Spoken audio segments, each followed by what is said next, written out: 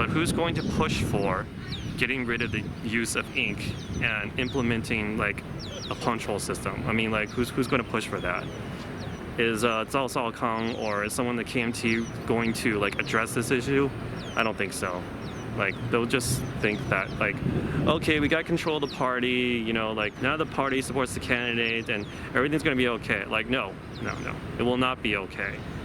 And even if the KMT is serious about stopping election fraud for future elections, they can't stop this method. And in my opinion, they don't even know about it. And even if you told them about it, they would just like not believe it, because that's the way they are. Okay, they would go, oh no, we got it under control, right? Like they just always think that they're so smart and that they have like legitimate power in Taiwan when in fact they have no power. And then after they get cheated, they just go like, oh, they make up some excuse for why they got cheated. The situation sucks in Taiwan. Like we have to like do everything for the opposition party. They don't appreciate it.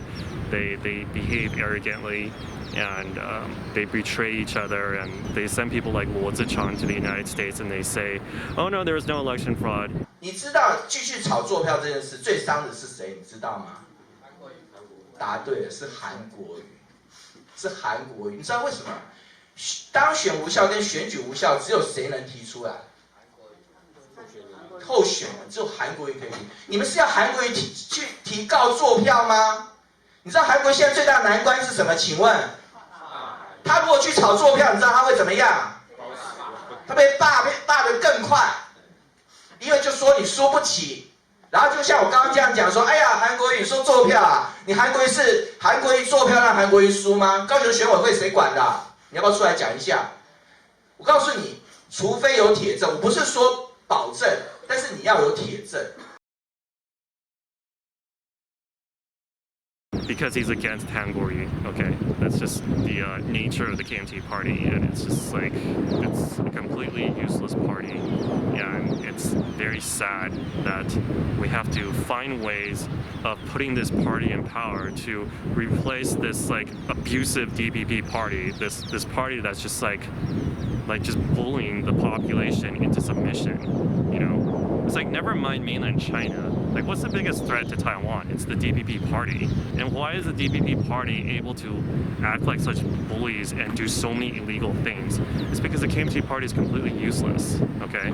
And like the people have to like fight against the ruling party all on their own. And you know, the people aren't really equipped to do this, okay? And even when they do expose things, you know, they get harassed by the police.